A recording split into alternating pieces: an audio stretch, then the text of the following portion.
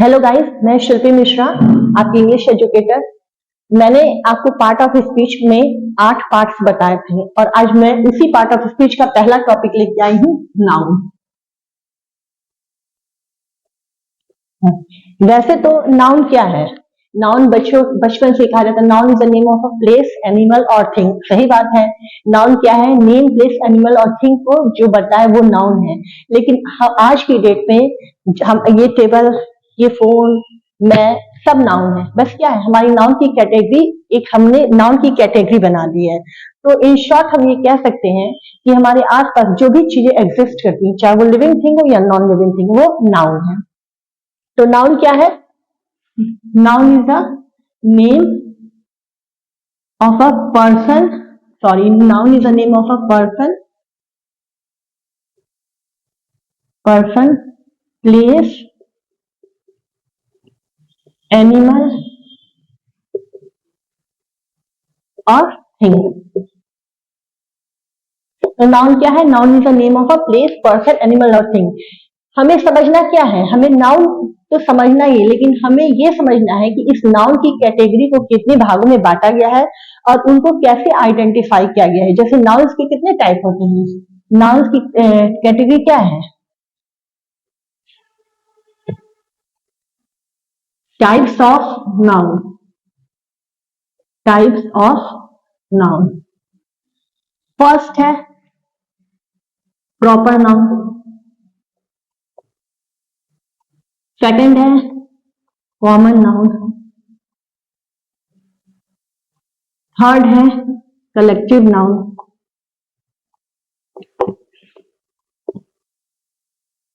Four है abstract noun,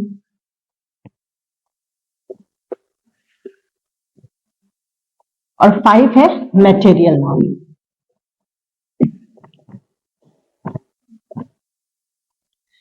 तो main point ये है कि आप इस नाउन की कैटेगरी को किस बेस पे क्लासिफाइड किया गया है या इनकी कैसे इनकी वैरायटी बनाई गई है, ये समझना है हम। जैसे प्रॉपर नाउन क्या है? मैंने, मान लीजिए मैंने कहा मेरा नाम है शिल्पी द टीचर, तो अगर मैंने कह दी हूँ शिल्पी, तो शिल्पी क्या है? शिल्पी एक पर्सन का नाम है, एक लेडी का नाम है। ये स्पेसिफिक एक नाम है जो ये बता रहा है कि शिल्पी क्या है? शिल्पी टीचर है। ये मुझे पर्सनली आइडेंटिफाई दे रहा है कि मेरा नाम क्या है। अगर हम इसी को कह दें देयर आर गर्ल्स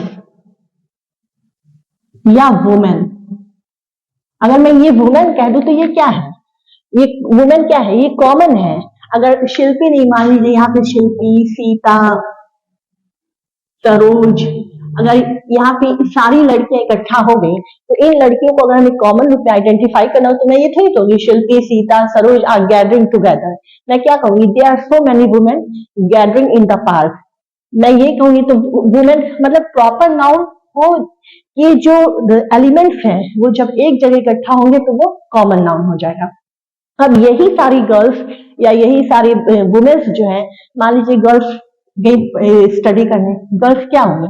गर्ल्स आपका कहीं कलेक्शन कर रही हैं, कहीं पार्टी कर रही हैं, कहीं भीड़ है, कहीं बहुत सारे स्टूडेंट्स का हुजूम लगा हुआ है, तो हम क्या कहेंगे? There are so much crowd in the park. तो क्राउड क्या हो जाएगा? क्राउड क्या है? जहां बहुत सारे लोगों का मतलब जो जो बहुत सारे कॉमन लोग या प्रॉपर नाउन के जो भी रिलेटिव लोग हैं वो जब एक जगह इकट्ठा हो जाएंगे, एक बड़े अमाउंट में या बड़ी क्वांटिटी में वो इकट्ठा हो जाएंगे, तो वो कलेक्टिव नाउन, जहां बहुत सारी चीजों का कलेक्शन हो जाए। जैसे अ फ्लॉक ऑफ बर्ड्स, ये क्या है? मतलब बहुत सारी चिड़ियों का झुंड। ये क्या है? ये कलेक्टिव नाउन है। बर्ड्स तो है, लेकिन चिड़ियों का झुंड जहां एक जगह इकट्ठा हो जाए, फ्लॉक, वो है कलेक्टिव नाउन। मतलब जहां बहुत सारी चीजों का एक साथ कलेक्शन हो जाए, जहां एक यूनिटी बन जाए, जहां एक यूनिट बन जाए, वो होता है कलेक्टिव नाउन। अब मेन आता है एब्स्ट्रैक्ट नाउन और मैटेरियल नाउन। इन्हीं दोनों को आपको समझना है, क्योंकि ये तो सिंपल है, proper noun, common noun, collective noun. Abstract noun और मैटेरियल नाउन में क्या डिफरेंस है? प्रॉपर नाउन हमें आइडेंटिफिकेशन देता है, कॉमन नाउन हमारा एज अ होल ग्रुप हमें ये बताता है कि हम किसको हमारा जेंडर क्या है, हमारा हम मैस्कुलिन है कि फेमिनिन है, क्या बताता है।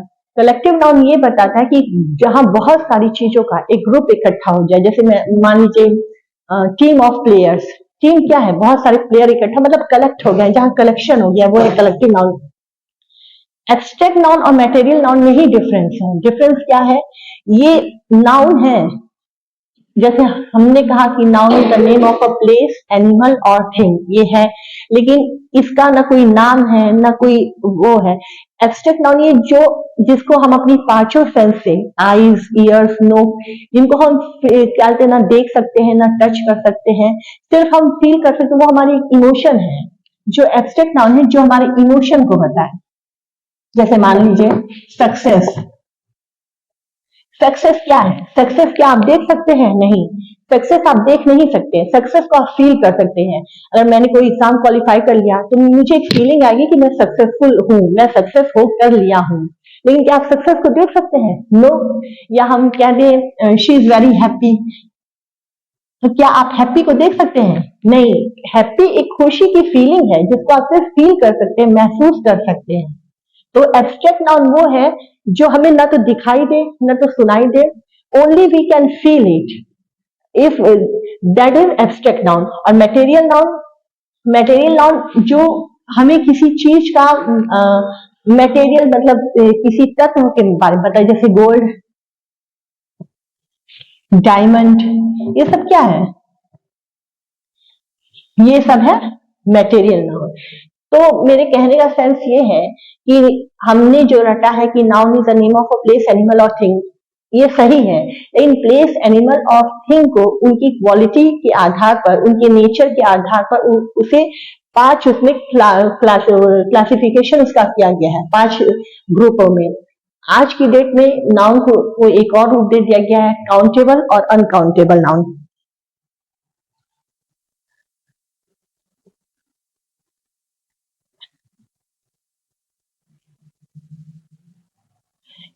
Today in modern English noun को एक और नाम दे दिया गया है, काउंटेबल और uncountable noun. Uncountable noun, countable means क्या है, जिसको हम काउंट कर सकते हैं। मान लीजिए मेरे पास 10 पेन है, तो मैं काउंट कर सकती हूँ, मैं पेन को काउंट कर सकती हूँ, काउंटेबल है। लेकिन अगर मैं शुगर लेके आ रही हूँ तो क्या मैं शुगर को काउंट कर सकती हूँ? नहीं, मैं शुगर को काउंट नहीं कर सकती, मैं एक एक दाना नहीं काउंट करूंगी, तो शुगर को मैं मेजर करूंगी, 1 kg 2 kg शुगर को मैं मेजर करूंगी। जैसे मान लीजिए हमारे इंडिया में मनी यूज होता है, रुपीस, मनी रुपीस के रूप में यूज है, तो मनी आप लोग बताइए मनी क्या है, काउंटेबल है अनकाउंटेबल? हम मनी क्या है, मनी बहुत लोग बच्चे कहेंगे हाँ मैं गिन सकता हूँ, ये 5 का नोट है, 10 का नोट है, ये 20 का नोट है। मैं कह रही हूँ मनी क्या है, अनकाउंटेबल नाउन है। क्यों है अनकाउंटेबल नाउन? क्योंकि हम मनी को नहीं गिनते हैं, हमारे पास ये फीलिंग है कि मेरे पास ये मनी है, हम कैश गिनते हैं, हम रुपीस को काउंट करते हैं, रुपीस काउंटेबल है। लेकिन मनी तो एक मेरी फीलिंग है कि मेरे पास इतना मनी है। मनी तो नहीं हम कहते 50 मनी है, 20 मनी है, 100 मनी, हम कहते 50 रुपीज, 20 रुपीज, 5000 रुपीज, तो हम रुपीज को काउंट करते हैं। मनी अनकाउंटेबल है। तो आज के डेट में नाउन को थोड़ा सा अपडेट किया गया, उसको क्लासिफाई किया गया काउंटेबल और अनकाउंटेबल। इसी काउंटेबल जिसको हम काउंट कर सके, और काउंटेबल में कोई क्या क्या आता है, काउंटेबल में आप प्रॉपर नाउन आ सकता है, प्रॉपर नाउन हम काउंट कर सकते हैं कि वहां 10 स्टूडेंट्स हैं, प्रॉपर नाउन को। लेकिन हम एब्स्ट्रैक्ट नाउन क्या आएगा, एब्स्ट्रैक्ट नाउन अगर मान लीजिए मैं हैप्पी हूं, तो क्या मैं हैप्पी को, फीलिंग को काउंट कर सकती हूँ? नहीं कर सकती हूँ। तो एब्स्ट्रैक्ट नाउन क्या होगा, अनकाउंटेबल नाउन, और प्रॉपर नाउन क्या होगा, काउंटेबल नाउन। अगर 10 मेरे पास 10 बच्चे हैं तो मैं 10 को कह सकती हूँ there are 10 students in my classroom, लेकिन मैं इसको नहीं कह सकती कि आई एम 10 हैप्पी, नहीं, आई एम हैप्पी मैं उसको काउंट नहीं कर सकती हूँ। तो मेरे कहने का मतलब ये है कि आज की डेट में नाउन को और डीपली क्लासिफाइड किया गया है, काउंटेबल और अनकाउंटेबल। आप काउंट उसको कह सकते हैं जिसको नंबर दे सकते हैं, आप वो काउंटेबल है। और जिसको आप नंबर नहीं दे सकते, जिसको आप मेजर कर सकते हैं, वो है अनकाउंटेबल। या जो आप फीलिंग को फील कर सकते हैं, अपने इमोशन को आप काउंट नहीं कर सकते हैं, वो है आपका अनकाउंटेबल। और अनकाउंटेबल मतलब एब्स्ट्रैक्ट नाउन, क्योंकि आप एब्स्ट्रैक्ट फीलिंग को, अपने इमोशंस को आप काउंट नहीं कर सकते हैं। तो नाउन का क्या हुआ, काउंटेबल एंड अनकाउंटेबल। आज मैंने ये थोड़ी सी थ्योरी दी है। अगले टर्म में मैं ओलंपियाड्स के कुछ क्वेश्चन आप लोग से सॉल्व कराऊंगी बच्चों के, और कुछ क्वेश्चन मैं खुद लिखूंगी और मैं सॉल्व करूंगी। आप लोग मुझे बताइएगा कि क्या वो आंसर सही है कि गलत है।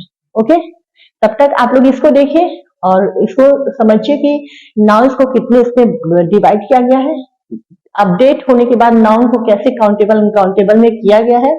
इसके बाद अगले टर्म में मैं एक्सरसाइजेस करवाऊंगी। Okay, thank you, bye.